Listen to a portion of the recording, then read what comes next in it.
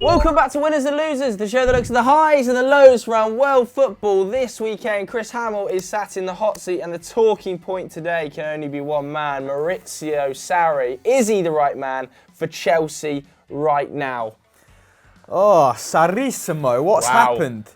Don't know, it's full off. Chelsea are playing Louis van Gaal at Bayern Munich football, 80% possession. Boring. Zero decisiveness on the other end. Yeah, a little bit dull at the moment, isn't it? But a superb first 45 minutes from Arsenal at the Emirates stole the show, really, condemning Chelsea to their fourth defeat of the season. They're now only 3 points ahead of Arsenal and Manchester United with 23 games played. Who'd have thunk it before Christmas that both Arsenal and United are still in contention for Champions League football? Definitely Spurs pulling away slightly in third with that last gasp win over Huddersfield.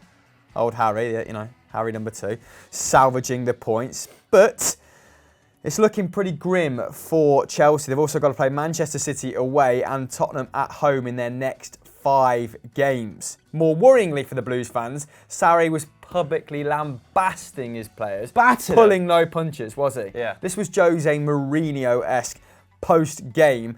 He said, "I'm very angry and this group of players are very difficult to motivate." Run that, VT. Yeah, well, I have to say that I'm extremely angry, very angry indeed, because this defeat was due to our mentality. This group of players are extremely difficult to motivate. Strong words there from Maurizio, which historically, when a manager has made this sort of statement in the press, has not gone down well with the Chelsea players. Yes. And they've eventually managed to usurp him. Villas-Boas, Jose Mourinho, Antonio Conte, the list continues.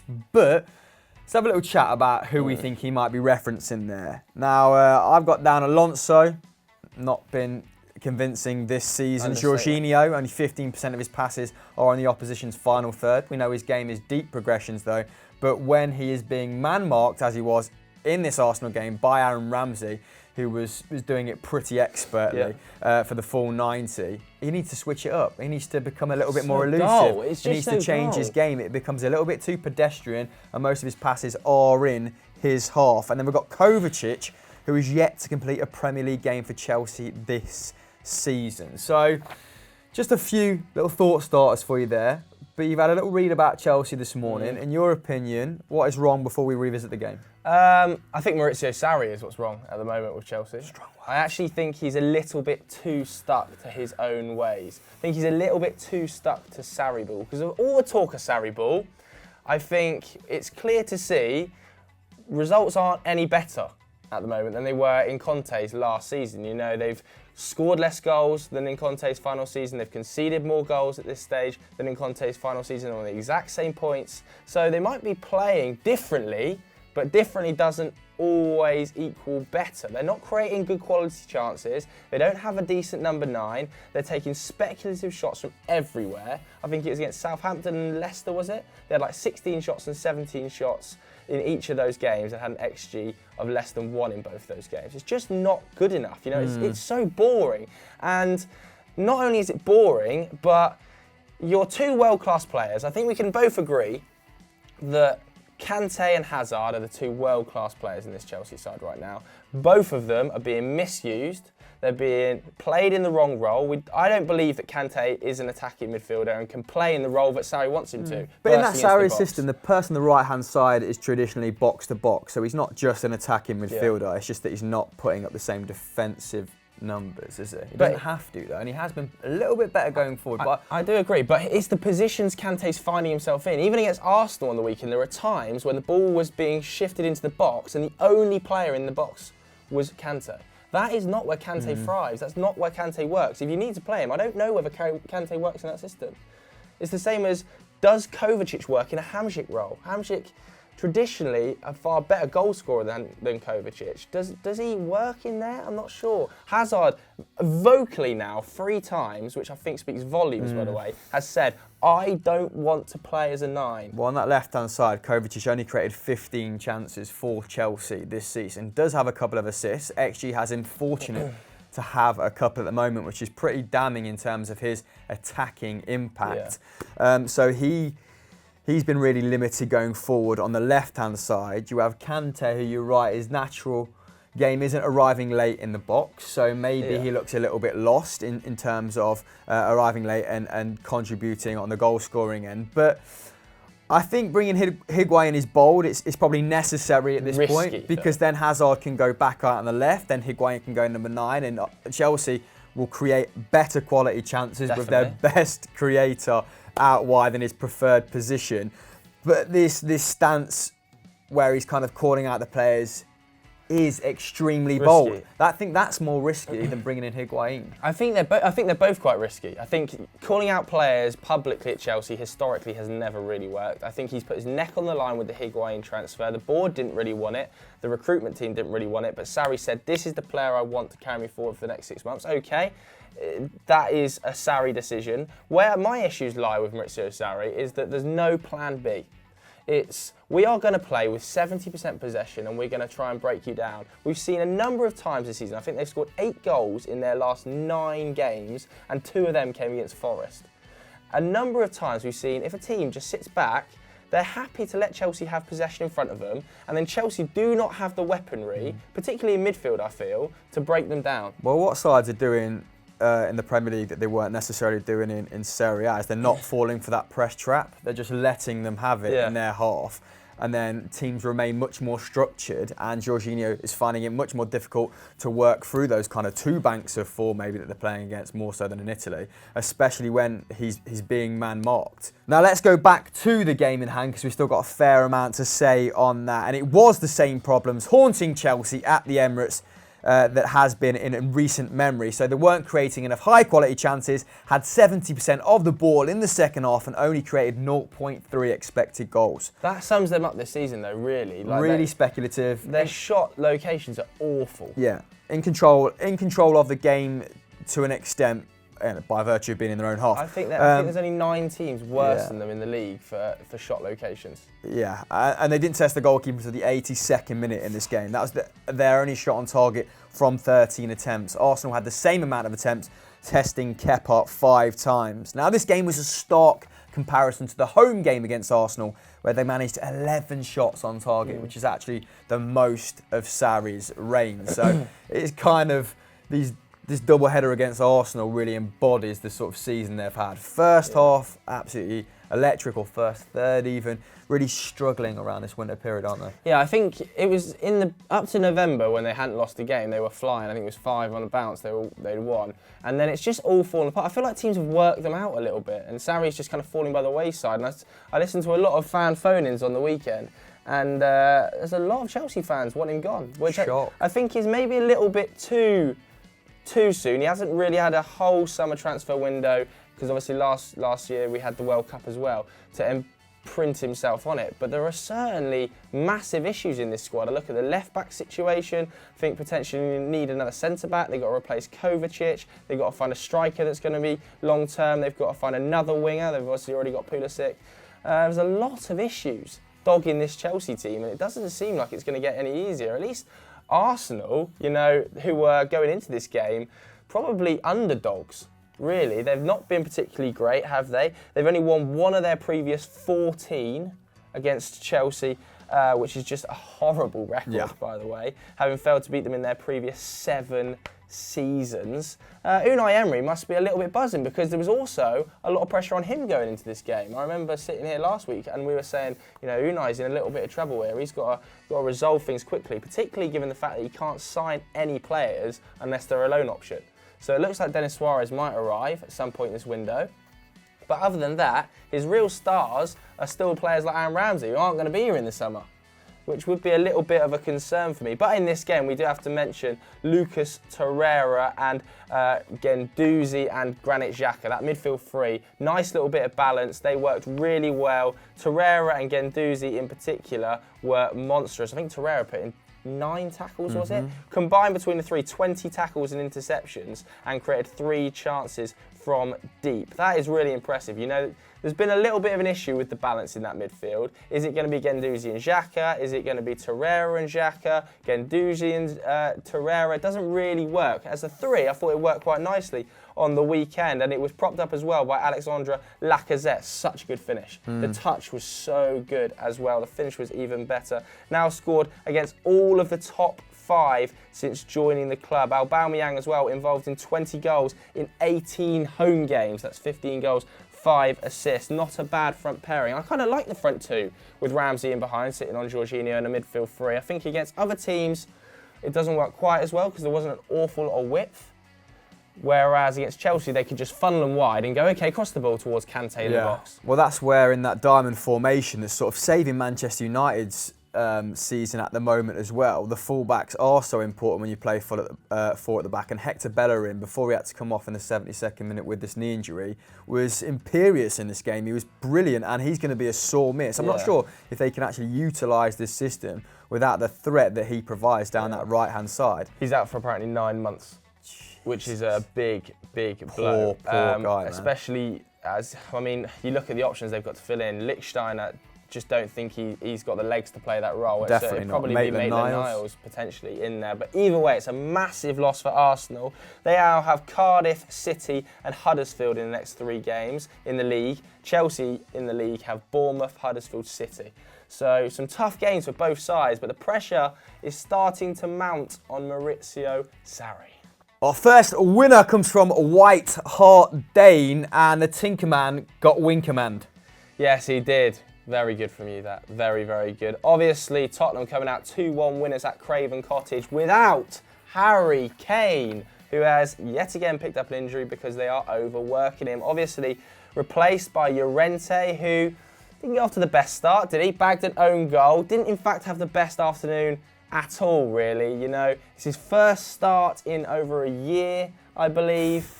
Missed 2 clear-cut opportunities, scored an own goal. Just not really the man you want leading the line in a top 4 run-in if you're Tottenham Hotspur. Hopefully Harry Kane can come back quickly for them. If you're a perfume brand, get him on board, because gorgeous. He is a particularly Put him in the shop window. Obviously, it started poorly. Fulham went 1-0 up, but then Dele Alli got the equaliser. He was later forced off injured, though. The injury list for Tottenham has been harrowing this season. I think it's just showing the lack of depth in that squad. You know, there's not enough time for rotation. Pochettino doesn't have the luxury of resting players, and it's just coming back to bite him pretty badly. Harry Winks obviously went on to get the winner, only his 2nd goal for the club, the first one coming back in 2016. But it was the injured Dele Alli who took responsibility. Since his Premier League debut, Alli has been involved in 47% of Spurs' goals in the league when Harry Kane's not played.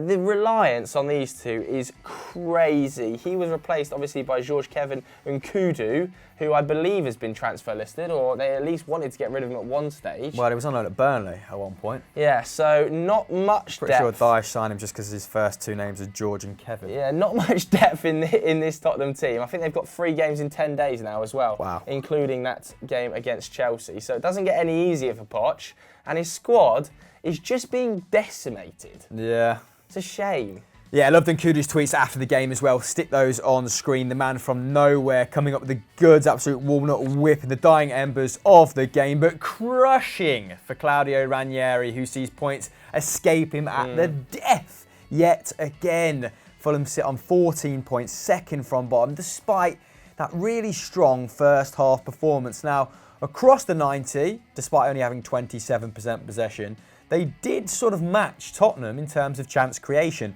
So they had 12 shots, 4 on target, compared to Tottenham's 14, with 5 coming on target. And producing opportunities, good goal scoring opportunities, hasn't been Fulham's problem all season, has it? They have a litany of really good attacking players. But on the other end, what is Tim Ream doing for that first? How many errors is he going to make? First Tottenham goal. Tim Ream may be one of the worst defenders I've seen in a relegation-stricken side for quite some time. It's mental that he was good in the Championship last year as well. Yeah, he was, but come on, just write him off. Far from Ream, his performances. Anyway, this match was actually Ranieri's first Premier League defeat against Spurs, pretty incredible. Winning 7, drawing 4, of course losing 1 now in what was his 12th game against them. Fulham are the first team in the top 5 European leagues to have conceded 50 goals in the league this season. That gong belonged to Stoke last season, and it's gone to Fulham. And Stoke went the way of the dodo last year, didn't they? Gangon not got it. They conceded 9 at the weekend. Yeah, it's looking pretty ominous for Ranieri's men. But they're the very silver lining for the Whites was the blast from the past. It was January signing Ryan Babel who impressed in his first Premier League start since December 2010. Wow, he's on fire, isn't he? He can't be a mini-minute. I mean, he had the highest combined total shots and chances created, so 3 and 2 respectively, on the pitch despite his 56th minute withdrawal. God. And he really strong run, pied off Davinson Sanchez for his first shot. Was unfortunate not to get a goal. Solid save from Lloris, and Sanchez was inches away from giving away a penalty. But Fulham are now the first team to lose 7 London derbies in a single Premier League season since QPR in 2014-15. They suffered 8 defeats. Do you think they should bin Claudio? I mean, when you're drawing comparisons with Stoke and QPR, your head's on the chopping block, isn't it? Do you think they should bin Claudio? Do I think they should bin a manager? I think Claudio was probably what they needed at that time. Someone whose teams historically haven't conceded a lot of goals, but 1 win in 11. Maybe if they'd risked it at the time and employed someone like Hassan Huddle, who can really make the most of a good attack. I mean, he's making the most of a fairly average one at Southampton. I mean, that would have been a risk, but they might have done enough. It might have swung it enough, but. I'd probably just stick with Ranieri at this point. Who would they bring in? Allardyce. Any ideas? Sam Allardyce. Jesus Christ. He's got Huddersfield job nailed on, hasn't he? No, apart from that Dortmund coach. No, he came out, he said that he's not going to Huddersfield. No, fair enough. Well, who do you think Fulham should employ? Let us know in the comments below, and can they survive? Poll. Our first loser are Leicester City, submitted by Megan Cantle99. Your boys, Hammer, what's going on? Yeah, they lost in a 7-goal thriller away from home, putting more pressure, heaping the pressure on Frenchman Claude Puel, who actually broke character. He's shown a bit of passion on the sideline in this game, giving it the fist pumps when Leicester looked like they were back in it, but then back to sort of being quite a bland man in his post-match interview. Why? He's being passionate because he knows he's not got long left. Claude Puel gone within 2 weeks. Grim Reaper Tomlinson about to strike again. In the next 2 weeks, Claude Puel. I mean, not exactly putting yourself out there with that. The Leicester fans want to see the back of him. I think he's the bookies' favourites as well. Ranieri, yeah. But Leicester lost this game definitely on the defensive end. Danny Simpson and Wes Morgan, not the best partnership to have down that right-hand side. Vinegre, who was playing left wing-back for Wolves, was almost exclusively a left winger in this game because he just had ownership of that whole flank, and Wolves very clearly had a game plan to punish the lack of mobility on that side. Obviously, Leicester lost Maguire quite early on. That didn't help. Johnny Evans came on, who's fine, but a significant lack of pace in that defence. James Maddison didn't start as well. Harvey Barnes didn't have the greatest debut, sort of huffed and puffed. But it didn't really click for Leicester in this game. And despite sitting 9th, 2 points behind 7th place Watford, 3 losses in their last 4 league games to Cardiff, Southampton and Wolves now, and an FA Cup 3rd round defeat to Newport, mean that Puel is facing a lot of backlash, like we just said. Now, the Foxes found themselves 2-0 down in 12 minutes, fought back to parity through Gray and a Cody OG. The issue was forced by Harvey Barnes. That was one of his more positive contributions.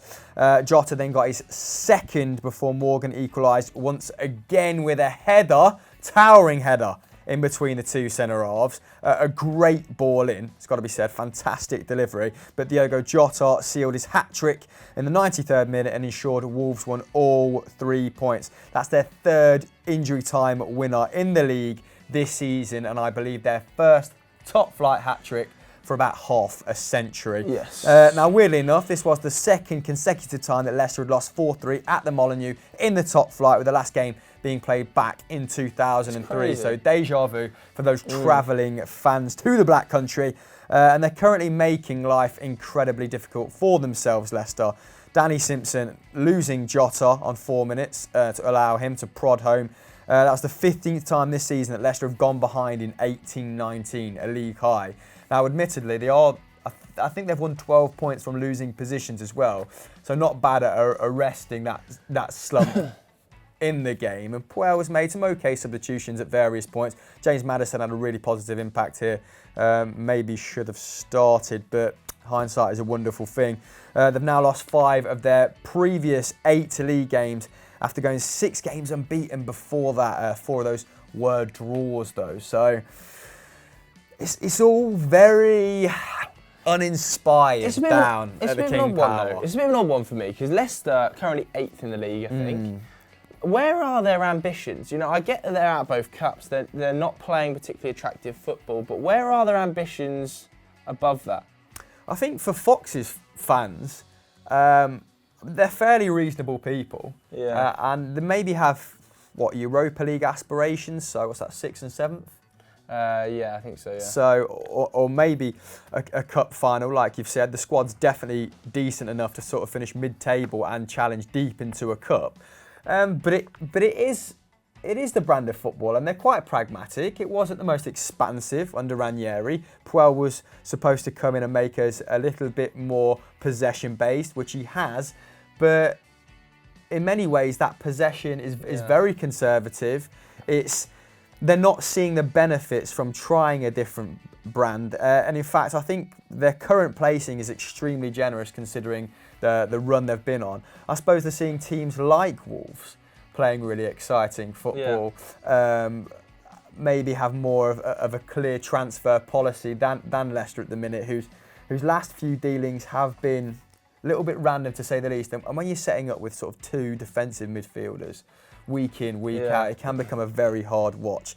Very true. So I think what Leicester fans are asking for is only small changes, but positive changes, and I don't think that would threaten their place in the league. Yeah.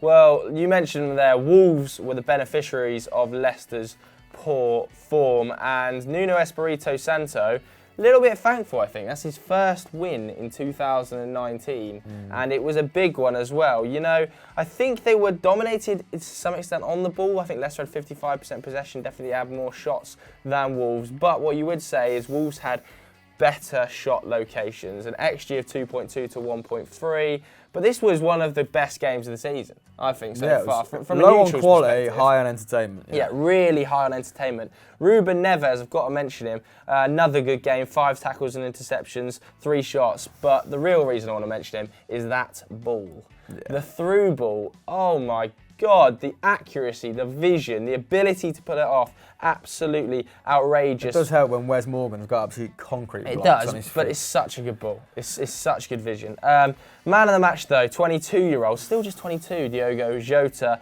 1 key pass, 3 aerial duels, 1 dribble, 4 shots, all of which came on target. 3 goals. He's now contributed 6 goals in his past 5 league games, although 3 did come in this one. You know, he's just the 2nd Portuguese player to score a hat-trick in the Premier League. Okay. After a man who wasn't too bad, Cristiano Ronaldo. Although he only got 1, didn't he? Against Newcastle, I think Cristiano Ronaldo. Maybe. Don't think he got an awful lot. I'm pretty confident with that. But he did score a fair few other goals and some quite big ones. Anyway, a good result for Wolves, but, you know, Puel, out. Our final winners are the Toon Army, and this comes from @TactualMC. Thank you for your submission, and as always, if you want to shout out on winners and losers, because it tastes sweet, then get on the Twitter chain that goes out Sunday, Joe. Yes, Newcastle climbed out of the bottom 3 with a 3-0 win, a massive win for Rafa Benitez against a pretty shambolic Cardiff side on the day. The Magpies had not won in 5 league games going into this. In fact, this was the biggest margin of victory Newcastle have had in the league since August, which is pretty dreadful reading if you're a Newcastle striker, I have to say. The unlikely hero on the day, Fabian Schär, bagging 2 goals, the first of which was like Maradona in his prime. Picked the ball up just inside their half, dribbled past 2 players, cut inside, faked the shot, went onto his left, slotted it bottom corner. Gorgeous, although Neil Warnock less than pleased with some of the defending, I think it's fair to say. Absolutely fuming. He then got on the end of a corner, I believe, as well. Just an all-round good day for Fabian Schär, putting some fantastic blocks, one of the best performances from a Newcastle player this season. Jose Perez too wrapped up the game in the 93rd minute, just his 3rd goal of the season. His last 5 have all come at St James's Park, but it was the man who fed him, Salomon Rondon, who really was the difference here between the two sides. Neil Warnock coming out publicly after the game to say, you know, we weren't clinical enough, and the real difference between us was Rondon. He's just better than the strikers we've got, effectively. So Rondon, the difference maker, but Fabian Schär, the match winner. What a day for Rafa. Lovely guy as well, Rondon. Didn't he smash a shot in Joe Bennett's face and then he put it out rather than carrying on? To be fair, Bennett got knocked the out. So lovely from the Venezuelan. But anyway, back to the game in hand, because the Toon have now won 10 home league games on the bounce against Cardiff. Probably could have predicted this one, at least historically. Anyway, Warnock's men falling into the relegation places, 2 points from safety now, despite that small purple patch around a month and a half ago. The inevitable has happened. Yeah, sure. They are firmly in the relegation dogfight. And they deservedly got trounced in this game, produced just 1 shot on target compared to Newcastle's 6. I mean, defensively, they've been okay this season, allowing a goal-shy team like Newcastle 6 attempts on target spells disaster, all of them from inside the box as well. So that deep block that has become synonymous with Cardiff, not really working in this instance. Rafa found a way in there, didn't he? It was largely down as well, their lack of attacking inactivity, to their strikers really getting in the game. Now, Callum Patterson was an attacking midfielder last year, wasn't he? And he's kind of headed up Cardiff a lot this season. He only completed 7 passes with a success rate of 35%. That's grim. Just highlighting the fact that whenever he got the ball, he was probably under an extraordinary amount of pressure. There was a severe lack of bodies supporting him. 3 of those must have been in the final third. Yeah, so he had... I mean, does he take kickoff? I don't know, but potentially, because he's been playing as a striker. Yeah, I'd imagine so, but... So just 4 of the passes minus that. Now, to highlight how bad that is, Newcastle keeper Martin Dubravka managed 12 more successful passes. Not exactly a big sweeper keeper, is it? Yeah, you know, Warnock kept the faith with Patterson until the final minute of the game. He played 90 minutes and completed 7 passes, 3 of which were kickoffs. That is violently bad. Yeah, I mean... Who is responsible for the transition at Cardiff? Camarasa? What do you mean? Sol Bamba is responsible for the whole team, mate. He drives them upfield. They've signed Emiliano Sala as well recently for a club record fee, so maybe he'll help on this end. That's someone they definitely need. Although I remember doing a scout report on him not long ago where this has kind of been his one and only prolific season. I don't think he scored over 9 or 10 goals in the previous 6 seasons he's had in top flight French football, I feel fairly confident saying. So, not the most prolific, but let's hope he can carry on the good form from this season. Cardiff have now failed to score in 11 different fixtures so far this campaign, which... They've got Niasse in, mate. Relax, calm down. I mean, Niasse did start in this game, so Patterson wasn't the most advanced forward, but Niasse did only have 20 touches. 7 successful passes as an attacking midfielder then in this one for Callum Patterson. Wow. Woof. Oh, playing in that final third for Cardiff must be an absolute joy. Both teams got tricky fixtures coming up next, so this really was an important game. Cardiff facing Arsenal, Newcastle at home to Manchester City. Oh, so the relegation battle is only going to heat up over the coming weeks. Guys, who's nailed on for you to go down? Let us know in the comments. Huddersfield, probably. Our final loser of the day, Crystal Palace. This was submitted by Captain Goonie. You just couldn't get the result, could you, Hodgson? Oh, I thought Liverpool were going to drop some points here, but make the title race even more interesting. In a bid for Man United to chase them down? Or? No, make the title race bang interesting. So you want City to win the league? Yeah, definitely. You want City to win the league? Back to back? The first 100%. Team to do that since the Fergie era? Yeah, it's fine. I'd much rather anyone won the league than City. So you still value your historical rivals over your City rivals? There's not a comparison. Liverpool are definitely bigger rivals to United than City. Fair enough. Let's go back to the game in hand, because Liverpool did win, scraping past Palace 4-3 at Anfield after being down 1-0 at the break with that goal from Townsend. And that, from Crystal Palace, was like prime Sarri-ball. The way they broke from defence, I mean, rode their luck at right back a little bit, but 4 or 5 very quick passes, worked the way down the left, and all of a sudden Townsend is scoring his 4th goal of the season and his 3rd against the Big Six. just turns it on. Love it. Like a tap when the big boys are in town. Such a clean striker of the ball, Andros Townsend. And his performances against the big boys have been indicative of Palace's in general, really. They drew against United and Arsenal while beating City before Christmas, and I think they quite like it when the opposition is camped deep in their half, when they're maybe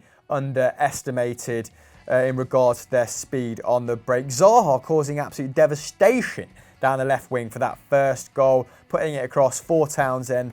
But Liverpool did arrest the situation following that, didn't they? The other goals in this game coming from Firmino, Mane, Tompkins, Maya and Salah, who took his tally to 50 Premier League goals, making him the 4th quickest on 72 games to reach that milestone. Now imagine if he hadn't only got 2 in 13 at Chelsea. Yeah, great. His form's just outrageous, isn't he? He definitely is the best player in the Premier right now. It also makes me miss Torres a little bit. I think Torres has shades him slightly in that regard, and God, you forget what a player he was. Now, Liverpool conceded the same amount of goals at home in this game as they have in all games in the Premier League this season. Pretty incredible from Crystal Palace, especially given they controlled it as well with 70% possession, had 19 shots, 7 coming on target. Palace having 9 shots, only 3 on target. So I don't think we've checked. Oh, we have checked expected goals. You're going to cover that. I won't go over it. But it is favourable towards Liverpool. Now, James Milner, probably the only blemish on this game, getting a red card for 2 fouls on Zaha. Coincidentally, his last red card came for 2 fouls on Zaha. So not the biggest fan of playing against him, is he? Now, Liverpool, without their auxiliary right back, without someone as tactically versatile as Milner, are struggling at the back. Of course, they let Klein go to Bournemouth. TAA is injured, only for a reported further 2 weeks, so he's coming back sooner rather than later, leaving them with Rafael Camacho playing right back, the 18-year-old who plays sort of anywhere along the front line. Yeah, for the reserve side, very Zinchenko. But Palace, how did they fare on their end? I mean, expected goals puts us down as a battery, 2.8 to 0.8. So you can see why Liverpool kind of came out deserved victories, but equally, I think you make a good point. I think Palace were a little bit unlucky. I think they kind of enjoy the big 6 coming and then being able to play on the break against them and use the likes of Wilfried Zaha's pace. Because Wilfried Zaha, we all know how dangerous he is, but he's only got 1 goal involvement. That came in this game in his last 14 matches, which is a shame. Because he went off like a rocket, didn't he? Went off really, really well, but he did still complete 5 dribbles, 3 key passes as well, so not a terrible performance. James Tompkins, though, what a behemoth he is at times, not all the time, in this game in particular. Obviously getting a goal, 6 tackles and interceptions, 3 aerial duels won as well. But we have to talk about Julian Speroni. 39 years old, you know, not had the best week in the build-up to this one either. Obviously injuries to Wayne Hennessy and Gaeta. Was it an injury to Wayne Hennessy?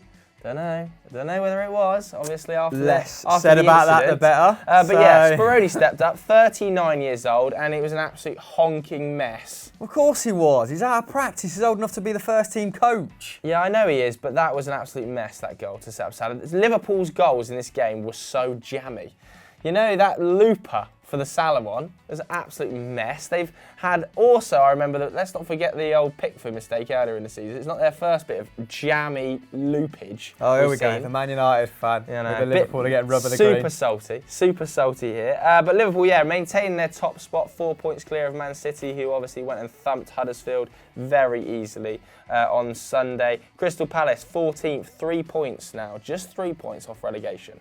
So it's very tight down there at the bottom. Southampton obviously getting big results recently. Newcastle getting a big result as well. So it's kind of brought it all a little bit closer. Yeah, it's starting to compress down there, isn't it? It really is. But nevertheless, a good result for Liverpool. Crystal Palace still struggling. And send us this time code if you're still watching at this point. Time code? Yeah, just the time code.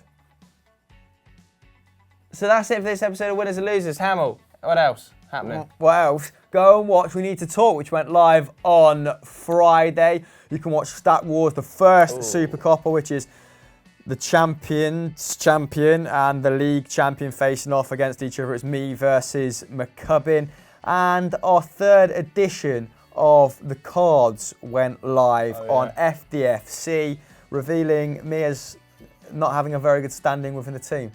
Cheers, Sam, for that. Bye. Sour grape. Bye.